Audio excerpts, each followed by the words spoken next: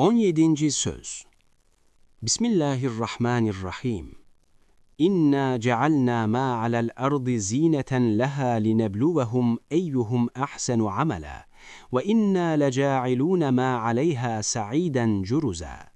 Ve mel hayatud dunya illa la'ibun ve lehvun. Bu söz iki âli makam ve bir parlak zeylden ibarettir. Halik-ı Rahim ve Rezzak-ı Kerim ve Sani Hakim, şu dünyayı alemi ervah ve ruhaniyat için bir bayram, bir şehrayin suretinde yapıp, bütün esmasının garaibi nukuşuyla süslendirip, küçük büyük, ulvi süfli her bir ruha ona münasip ve o bayramdaki ayrı ayrı hesapsız mehasin ve inamattan istifade etmeye muvafık ve havas ele mücehhez bir ceset giydirir, bir vücudu cismani verir, bir defa o temaşagaha gönderir. Hem zaman ve mekan cihetiyle pek geniş olan o bayramı, asırlara, senelere, mevsimlere, hatta günlere, kıtalara taksim ederek her bir asrı, her bir seneyi, her bir mevsimi, hatta bir cihette her bir günü, her bir kıtayı birer taife ruhlu mahlukatına ve nebati masnuatına birer resmi geçit tarzında bir ulvi bayram yapmıştır. Ve bilhassa ruh-i zemin, hususan bahar ve yaz zamanında masnuat-ı sairenin taifelerine öyle şaşalı ve birbiri arkasında bayramlardır ki, tabakat-ı aliyede olan ruhaniyatı ve melaikeleri ve sekene-i semavatı seyre celbedecek bir cazibedarlık görünüyor ve ehli tefekkür için öyle şirin bir mütalagah oluyor ki, akıl tarifinden acizdir. Fakat bu ziyafeti ilahiye ve bayram-ı Rabbani'deki İsmi Rahman ve Muhyi'nin tecellilerine mukabil İsmi Kahhar ve Mumit, Firak ve Mevt ile karşılarına çıkıyorlar. Şu ise ve rahmeti vesiat külle şeyin rahmetinin vüs'at-ı şumulüne zahiren muvafık düşmüyor. Fakat hakikatte birkaç ciheti muvafakatı vardır. Bir ciheti şudur ki, Sani-i Kerim, Fatır-ı Rahim, her bir taifenin resmi geçit nöbeti bittikten ve o resmi geçitten maksud olan neticeler alındıktan sonra, ekseriyet itibariyle dünyadan merhametkârane bir tarz ile tenfir edip usandırıyor, istirahate bir meyil ve başka bir aleme göçmeye bir şevk ihsan ediyor. Hem vazife-i hayattan terhis edildikleri zaman, vatan-ı aslilerine bir meyelanı şevkengiz ruhlarında uyandırıyor. Hem o Rahman'ın nihayetsiz rahmetinden uzak değil ki, nasıl vazife uğrunda mücahede işinde telef olan bir nefere şehadet rütbesini veriyor ve kurban olarak kesilen bir koyuna ahirette cismani bir vücudu baki vererek, sırat üstünde sahibine bürak gibi bir bineklik mertebesini vermekle mükafatlandırıyor, öyle de sair ruh ve hayvanatın dahi kendilerine mahsus vazife-i fıtriye-i Rabbaniyelerinde ve evamir-i sübhaniyenin itaatlerinde telef olan ve şiddetli meşakkat çeken ziruhların onlara göre bir çeşit mükafat-ı ruhaniye ve onların istidatlarına göre bir nevi ücret-i maneviye o tükenmez hazine-i rahmetinde bait değil ki bulunmasın. Dünyadan gitmelerinden pek çok incinmesinler, belki memnun olsunlar. La ya'lemul gaybe illallah.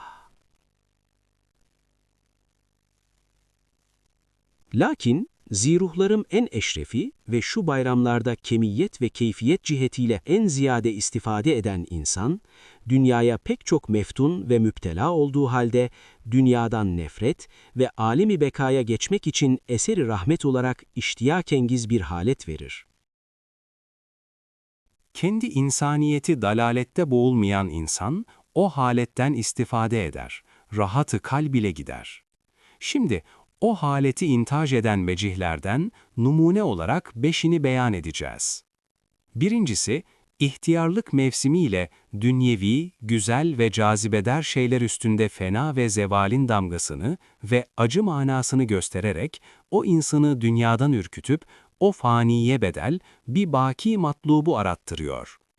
İkincisi, insanın alaka peyda ettiği bütün ahbaplardan %99'u dünyadan gidip diğer bir aleme yerleştikleri için o ciddi muhabbet saikasıyla o ahbabın gittiği yere bir iştiyak ihsan edip mevt ve eceli mesrurane karşılattırıyor. Üçüncüsü, insandaki nihayetsiz zayıflık ve acizliği bazı şeylerle ihsas ettirip, hayat yükü ve yaşamak tekalifi ne kadar ağır olduğunu anlattırıp, istirahata ciddi bir arzu ve bir diyar-ı ahire gitmeye samimi bir şevk veriyor. Dördüncüsü, insanı mümine nuru iman ile gösterir ki, mevt idam değil, tebdili mekandır. Kabir ise zulümatlı bir kuyu ağzı değil, nuraniyetli alemlerin kapısıdır. Dünya ise bütün şaşasıyla ahirete nispeten bir zindan hükmündedir. Elbette zindanı dünyadan bostanı cinana çıkmak ve müz'iç dağda-i hayatı cismaniyeden alemi rahata ve meydanı tayaranı ervaha geçmek ve mahlukatın sıkıntılı gürültüsünden sıyrılıp huzuru rahmana gitmek, bin can ile arzu edilir bir seyahattir. Belki bir saadettir. Beşincisi, Kur'an'ı dinleyen insana, Kur'an'daki ilmi hakikati ve nuru hakikatle dünyanın mahiyetini bildirmekliği ile dünyaya aşk ve alaka pek manasız olduğunu anlatmaktır. Yani insana der ve ispat eder ki, dünya bir kitab-ı samadanidir. Huruf ve kelimatı nefslerine değil, belki başkasının zat ve sıfat ve esmasına delalet ediyorlar. Öyleyse manasını bil, al, nukuşunu bırak, git. Hem bir mezraadır. Ek ve mahsulünü al, muhafaza et, müzahrefatını at, ehemmiyet verme. Hem birbiri arkasında daim gelen geçen ayneler mecmuasıdır. Öyleyse onlarda tecelli edeni bil, envarını gör ve onlarda tezahür eden esmanın tecelliyatını anla ve müsemmalarını sev ve zevale ve kırılmaya mahkum olan o cam parçalarından alakanı kes. Hem seyyar bir ticaretgahtır. Öyleyse alışverişini yap, gel. Ve senden kaçan ve sana iltifat etmeyen kafilelerin arkalarından beyhude koşma, yorulma. Hem muvakkat bir seyrangahtır. Öyleyse nazarı ibretle bak ve zahiri çirkin yüzüne değil, belki cemili bakiye bakan gizli güzel yüzüne dikkat et, hoş ve faydalı bir tenezzüh yap, dön. Ve o güzel manzaraları iraye eden ve güzelleri gösteren perdelerin kapanmasıyla akılsız çocuk gibi ağlama, merak etme. Hem bir misafirhanedir. Öyleyse onu yapan mihmandar-ı kerimin izni dairesinde ye, iç, şükret. Kanunu dairesinde işle, hareket et. Sonra arkana bakma, çık git. Her zekarane